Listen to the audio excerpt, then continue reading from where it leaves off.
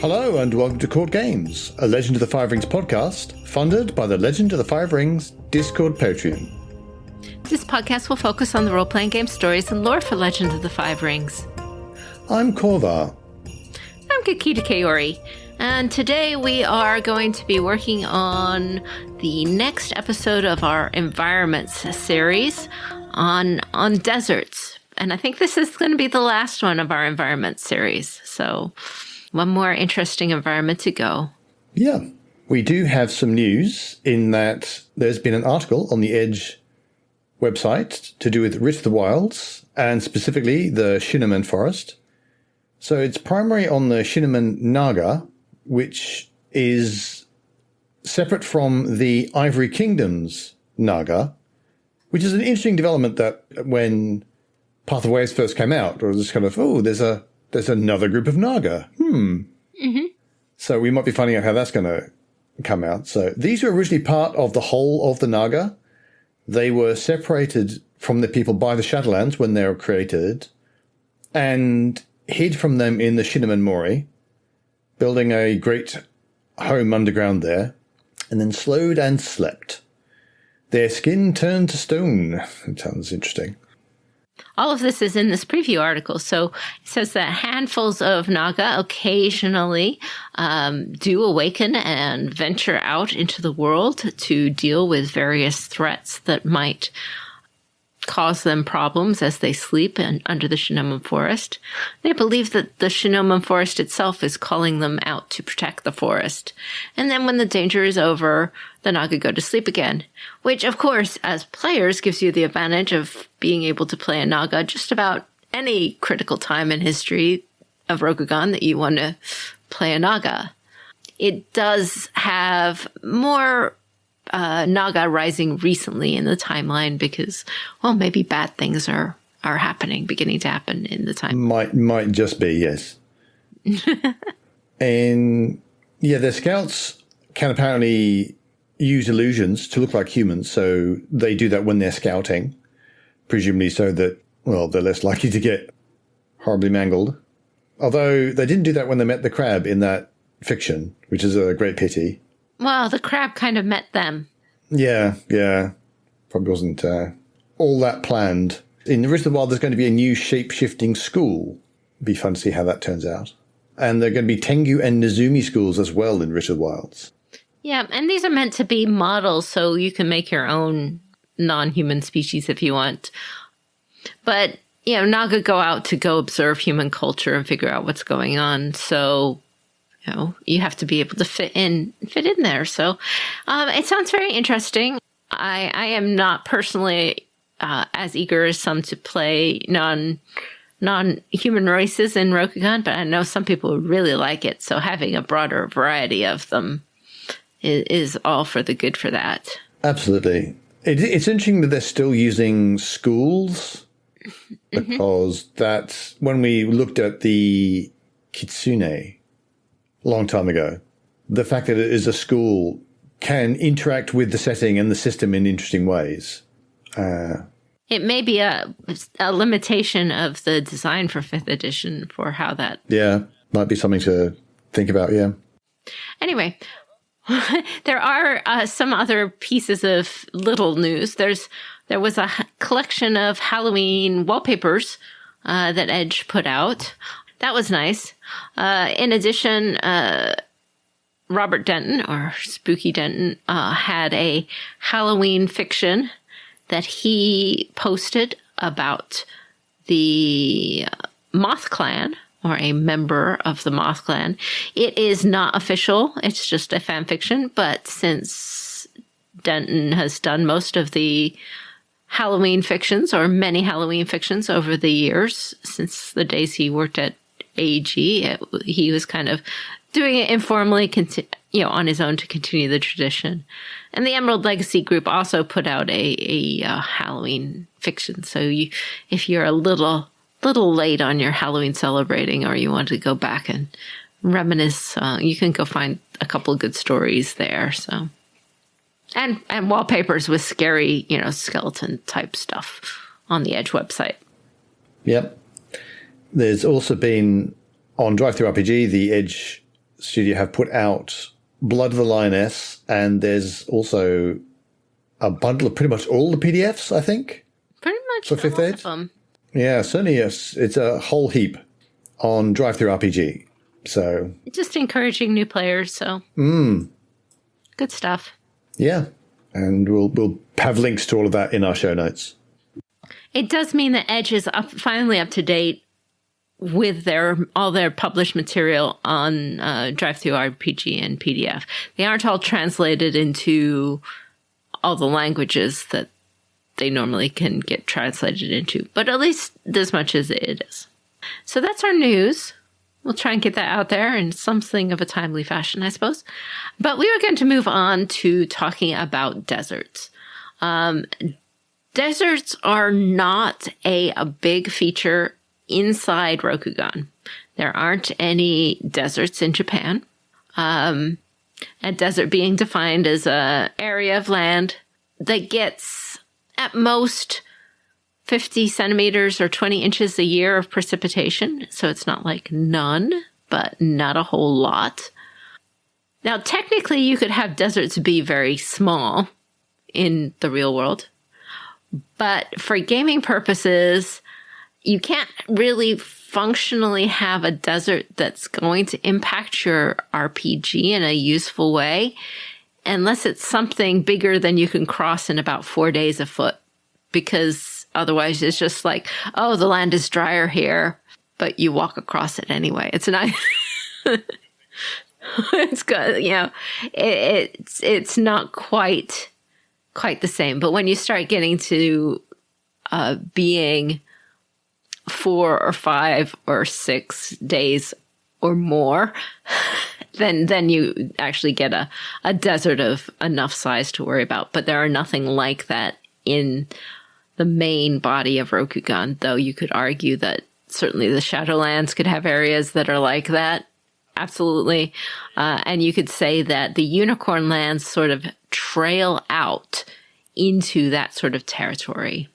And as we all know, pretty much everything to the west of Rokugan is referred to as the Burning Sands. Mm-hmm. So there's certainly desert stuff adjacent.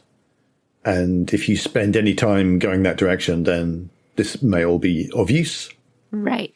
So I thought we'd talk about some about deserts in the real world. Just because we don't have an example in Japan doesn't mean we don't have examples in the rest of the world. And then talk about what makes the best parallels to the deserts around Rokugan in case your samurai get kicked out for some reason. So the first kind of desert, and the one that we picture most commonly when we imagine a desert, are called hot and dry deserts or subtropical deserts.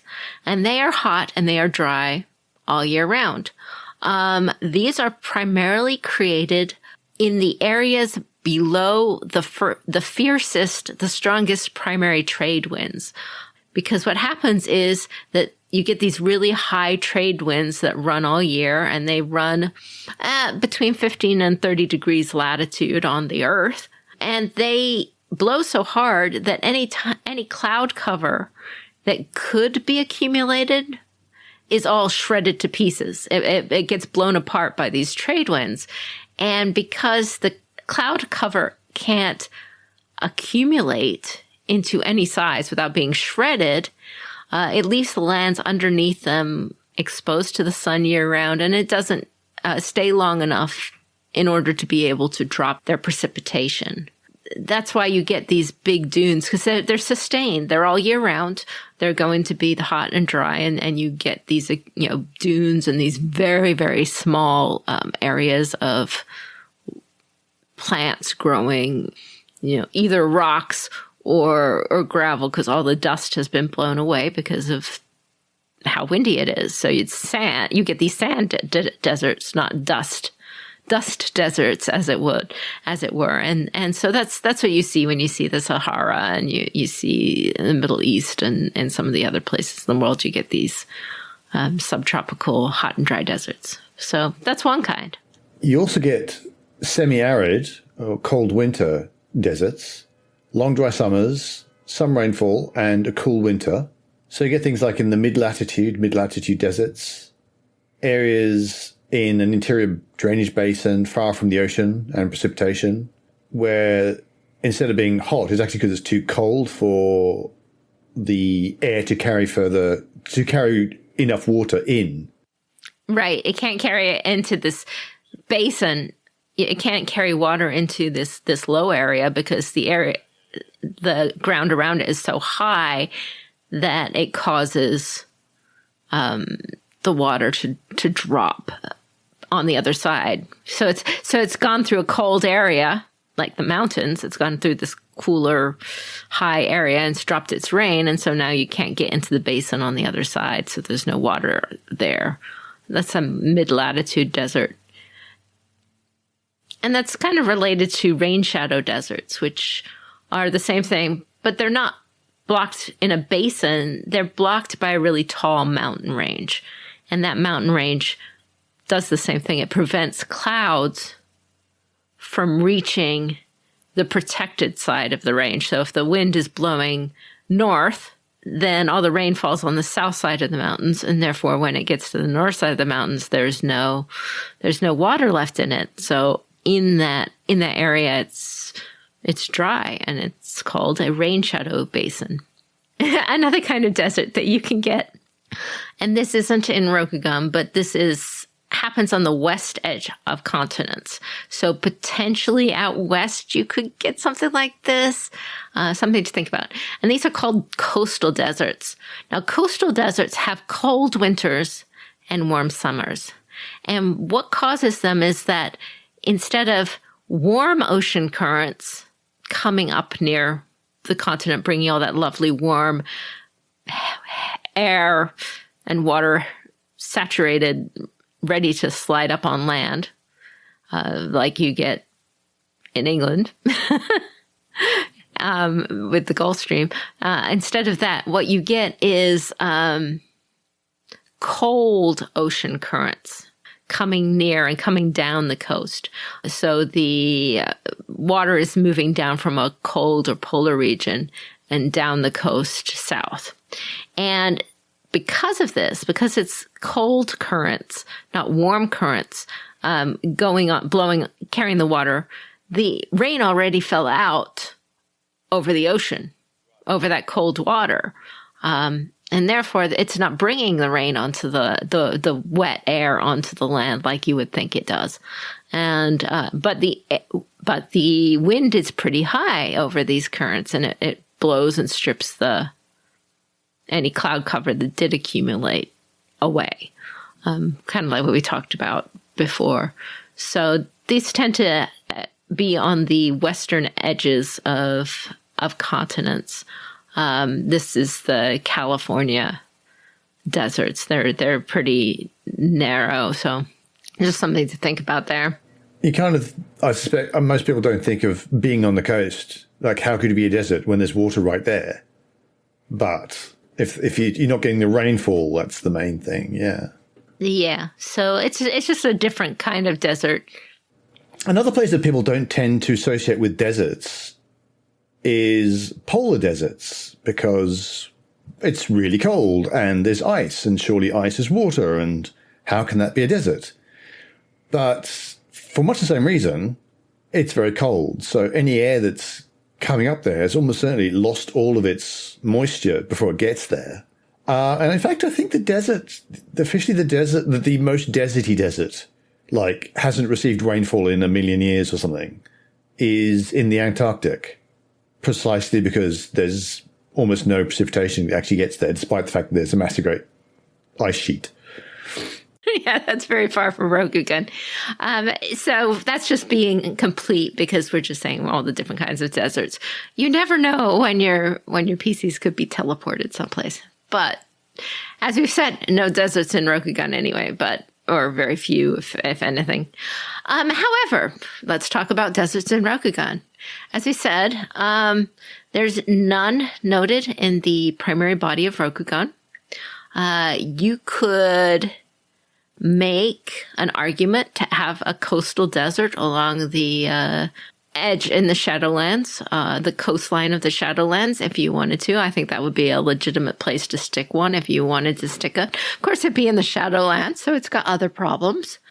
Yeah, in this case, the water's not falling out the sky because it's cold. The water's falling out the sky because it doesn't want to go to the Shadowlands. Right. It's crying. If you wanted to put that kind of survival issue in there and your PCs decided they would just sail around the Shadowlands, you can have one there. It's fine. If you were going to have a desert, or call it a desert, you put it in the northwest part of Rokugan, in northern Unicorn Lands, and then pushed out into the Burning Sands. So I've kind of called this the Unicorn Steppes Desert. And because the unicorn culture is defined a lot like the Mongolian culture, and because of actually the geology a little bit, I think that of all the deserts in the world, I would think that the Unicorn Steppes Desert, this area to northeast Rokugan into the Burning Sands, would probably be most like the Gobi Desert. Okay, and there's a couple of reasons for that. If I was going to have a desert there, I said there's going to be a desert there. The reason there would be a desert there is because it would be a rain shadow desert. We've already put, with the snow and the weather in Rokugan, we've already put it above the latitude that you would want to have a hot and dry desert, a subtropical desert. We're further north than subtropical deserts, okay? So you're talking about a semi-arid kind of desert by latitude alone, okay? However, you can get this as a rain shadow desert because if your prevailing winds run basically from the southeast towards the northwest, because then it would hit that spine of the world mountains and it would make it nice and wet and swampy on the southern side of it, which is Scorpion Lands. We love to stick Scorpion in the swamp. I like sticking Scorpion in the swamp. Why not? And if the spine of the world mountains were kind of lower on the east side of them, which they are, then Lion Lands would get pretty good blowover.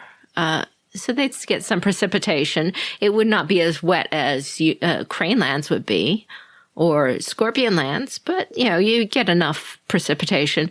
But if the spine of the world mountains are higher to the west, then you can get this Unicorn Steppes Desert as the rain shadow off of those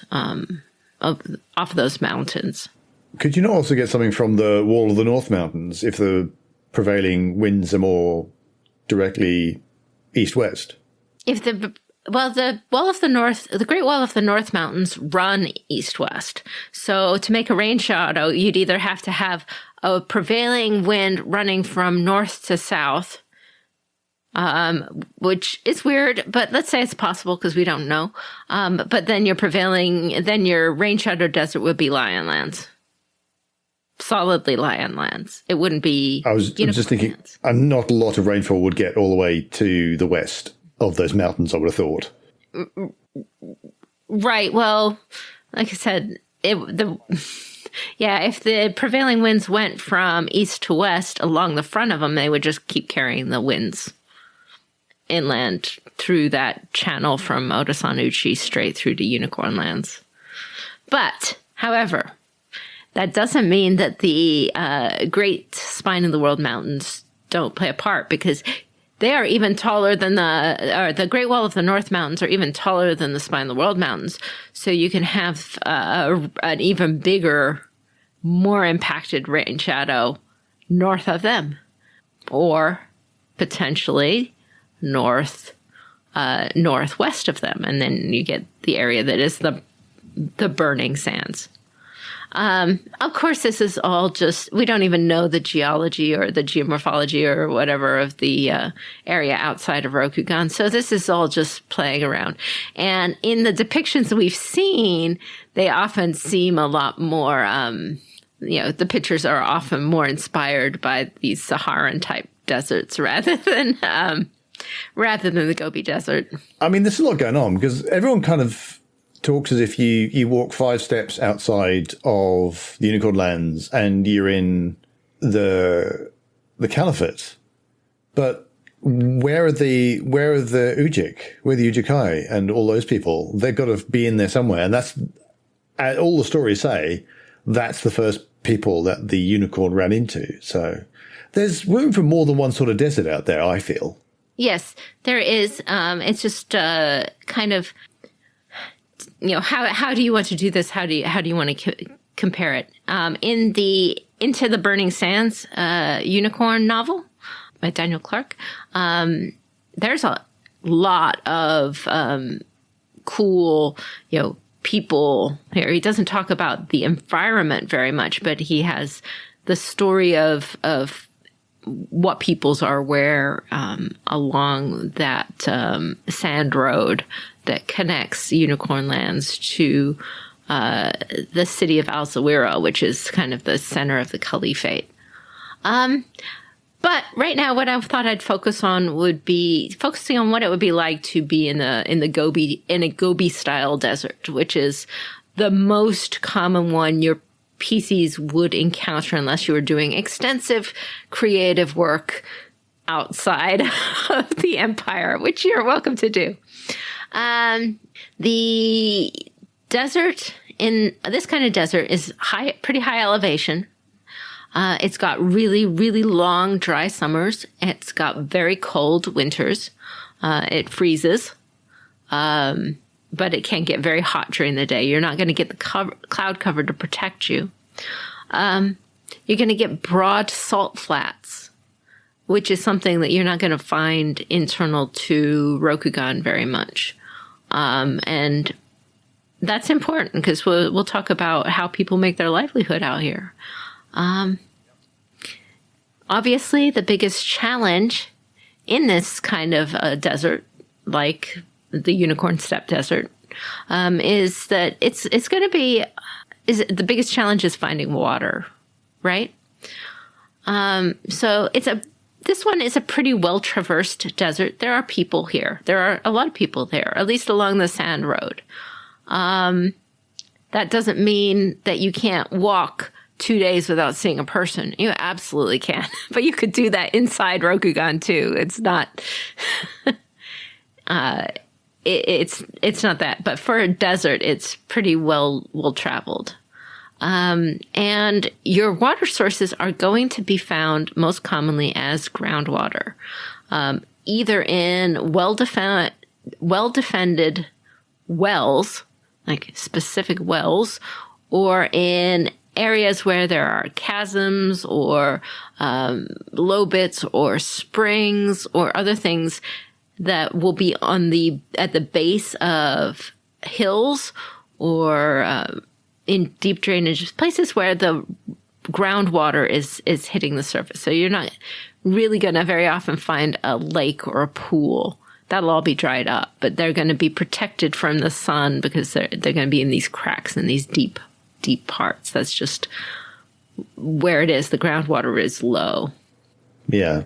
So places like that are very likely to be defended, especially if you're going along the actual sand road. Any water sources outside that, any water source that isn't defended is going to be out of the way because they're such valuable resources, basically. But they're unlikely to provide enough water and thus enough vegetation for grazing animals. So people who've got cattle aren't going to be able to camp for very long in any of these places. So. Right. Now, in a Saharan type of desert, there are animals, but you don't expect to see very many. In a desert like the Gobi, there's larger animals and smaller animals, and it's worth knowing what they are. So some of the larger animals that you would meet in there are camels, and they are both wild and domesticated camels. It's not just all camels are domesticated. You can find herds of these things. You have donkeys and small horses, different kinds, wild horses. there are bears in the Gobi and snow leopards. So there are big predators in this environment as well. They're very, very, very, very rare nowadays. But when you're talking about Rokugan, that's different. That's a different kind of environment where we don't have human-caused extinction on quite the same scale. Of course, you've got cute hopping mice. Jerboas is one species, but there's actually different kinds of kangaroo mice that love this kind of environment. Gazelles. You've got pit vipers, and golden eagles, polecats. Those are some traditional Mongolian larger animals. You also have insects and reptiles as well. So there are toads and lizards, sand boas, pit vipers again, racers, spiders, scorpions, which would make some players very happy, and all sorts of other insects. Right. And there's quite a lot of plants in this kind of desert because the ground is not sand. It's not loose. It's rocky, nuggets of dust in it and cracks. And so it's got quite a lot of low plants in it. These tend to be small, of course, with really tough stems and leaves. I think gorse and wildflowers that have really low to the ground, tough green leafy bodies, and then big flowers, brightly colored flowers that will only bloom like after there's been a rain, and they'll put out a flower and then they'll go hunker down again for however long they have to. Two kinds of plants are very important in the Gobi Desert. One is called the saxwal tree, and the saxwal tree is a tree that has a spongy, water-soaked bark, and its leaves are more like cusp-like scales than leaves, and that bark is a water reservoir. And the tree is often the only wood that can be found in the Gobi, of like actual wood that can be used for cooking and burning. And so they're fairly rare now, but they were the livelihood of much of the traditional Mongol culture, and they used to like cut large amounts of it. And even back when the other countries, the British, I think, colonized it, they would have them cut lots of saxwal tree to take with them. And of course, this did bad things to the population of the saxwal tree, which didn't do much for the people in the land. And then there's, tamarix and saltwort, wild onion, hair moss, just a variety of different smaller plants that survive in these areas and often are indicator species. They have deep roots and can help tell you where the water is, or are used as an important part of the diet. So those are kind of the animals and plants you could find, but obviously you will also find people. In a desert like this, generally most people are going to be nomadic because there generally isn't enough plants in any one area to support any large kind of grazing herd for any length of time. So you got to, feed your animals and move on, whether it's cattle or whether it's your large herd of horses or whatever. A lot of folk, their primary livelihood is either transport, trade, they're moving goods from one end of the sand road to the other, or they're farming livestock and all the related industry that comes from that. So cattle, yaks, camel, sheep, horses, goats, lots of different groups moving their particular herds around particular routes that have often been traveled for generations upon generations. And obviously they're going to be trading, they're going to be often feeding off those animals and trading the kind of the byproducts and trade products. So wool if you've got sheep, but also leather, cheeses if they're the right kind of animal, and so on and so on. So they're making their living from their livestock in whatever way they can. And because they don't stay in any one place long enough, they don't farm. So their diet is much more meat-based or meat or dairy, animal-based rather than vegetable. Yeah, they eat root vegetables, but root vegetables are often a kind that can survive in this environment longer than, their animals can eat the top and they can eat the roots, kind of thing. The livestock will just basically, they bring them to an area where there's water, and they can eat all of that greenery around a single watering spot fairly quickly, which is why, as you said, they have to move on. This is not to say that there aren't more settled peoples into the Burning Sands. We find a couple places where there are like little river areas that are deep in canyons or something that might hold out to do a little more fixed agriculture. But in the desert proper, it's hard to do it. Yeah, I mean, you do get things like, a river going through the desert, and there's civilization. By civilization, I mean citification. And you get some of the more traditional, agriculture and farming and cities and all that kind of stuff. But that can be literally be this one green ribbon through an otherwise desert place. So outside of that, very quickly outside of that, it's all nomadic herders because that's all that it can support. Absolutely. And so because livestock is the primary thing, as I said, salt licks are also very important for maintaining livestock. So that's where, the desert also supplies these areas where there are salt licks, and that's where you're going to get your horses coming to these places as well.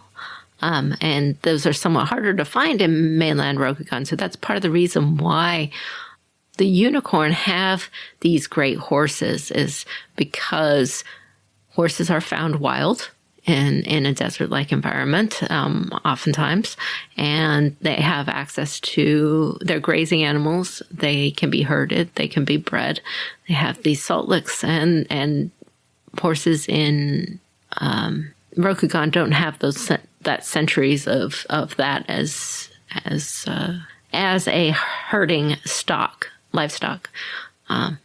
Anyway, deserts are a unique environment because of the degree of physical threat it has to your players. Some of the obvious threats are things like dehydration and heat frustration and sunburn exposure, freezing at night as well. Which I think is a lot of people won't be quite expecting. Right, you're going to the desert. Remember to bring all your warm clothes. Yes, sunburn is a thing. Yeah, but sunburn is a thing. But also the lack of cloud cover means there's no protection from the sun. But there's also nothing keeping the heat on during the night, and so you can literally boil during the day and freeze during the night. So you literally have to somehow deal with both of those extremes, and that's not. I think that's the thing people don't necessarily expect to have to worry about if you're going into the desert. In addition, there's a lot of very poisonous, very dangerous animals and plants. Also, water sources aren't necessarily guaranteed not to be poisonous. If you don't know what you're doing, or you're trying to get them from an unexpected source, it's hard to know whether it's poisonous or not. Like inside this plant might not be very good for you. There are dust storms. You can have sandstorms, but sandstorms we kind of associate more with these hot and dry deserts. But even in a cool Gobi-style desert, you get these dust storms when the wind picks up a lot. And it can be from minor annoyance, I can't see where I'm going, to I can't breathe, I have to stop moving, kind of thing. I believe the Gobi does have its sandy bits as well, if you really need a sandstorm. Yeah, but right. Dust storms are going to be quite common. It's not going to look like the Mummy, with its waves. It might have an area of some small dunes, but And you can have mirages no matter what, because that's as much the sun and the land as the human eye. So all of these threats can be kind of rolled up into survival roles for your players, and that's what you should do. So recommend just survival roles, and as you diminish your resources, the TNs keep going up. is where, so for each failed survival roll, maybe the next one has a higher TN. That ratchet effect is deadly, but is a simulationist, if you will. So be sure to help your players get there. Typical survival roles you might do is survival void rolls for, just zenning your way through without water, dragon style, I need nothing, subsist. You can use survival water is a common one that people would use for foraging about, going across the land looking for resources. And survival fire is a pretty good one for coming up with kind of innovative new technologies or new ideas for how you're going to get water or the things you need in this situation, whether it's building a lean-to or catching the morning dew or whatever is your particular idea that your players have to deal with their difficult situation. I don't think air and earth are very helpful in this kind of scenario, though survival earth can be used for building shelter or remembering, different kinds of animals or different kinds of threats or things to look out for. And survival air is good for trapping or, analyzing, looking for poison, or for tracking people, which is what you need most to get out of the desert, is to try and find traces of people so that you can get them before you go down. Navigation from seafaring is also a very, very useful skill, so don't forget that. If you want to hear Desert Survival as an AP, Fortune and Strife has their current set is in city of Al-Zawira, but the first 2 or 3 episodes are characters trying to survive when unexpectedly dumped into the burning sands. So you get to hear some, one GM's take on how to force your players through a desert survival scenario. It's always good to push them a bit, have strange things happen to your characters. You never know. We'll come up with some ideas next episode on reasons that your characters might be dumped into a desert, and maybe some kind of stories and adventure seeds related to deserts, and some images, and finish this up. But we'll do that next episode. But that's it for us this week. Yeah. So we're going to give our usual call-outs to our sister allied actual play podcast, Fortune and Strife. And we would be remiss if we did not mention our friends at D20 Radio, who have a lot of RPG content for pretty much all of your gaming wants and needs. Yes, indeed. We have a couple of patrons we wanted to call out. We wanted to call out Nate S. today for being one of our sponsors. Thank you, Nate. And also Ikoma Tomoya. Thank you very much for helping us sponsor this podcast. I hope you find things that are useful to you here in this podcast.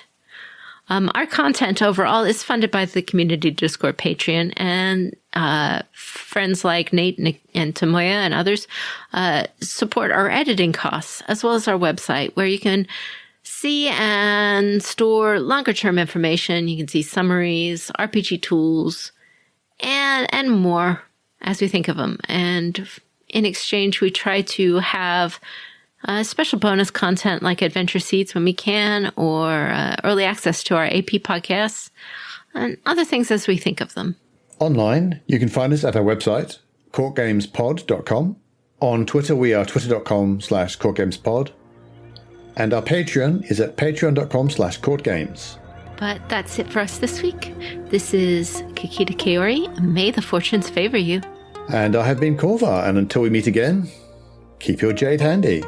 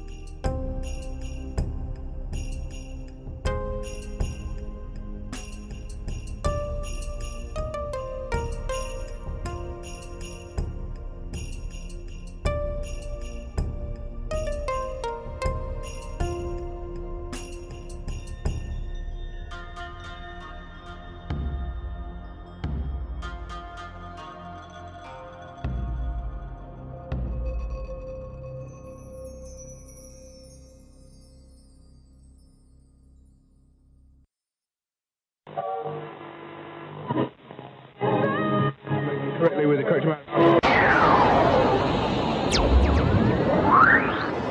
D20 Radio, where gamers roll. www.d20radio.com.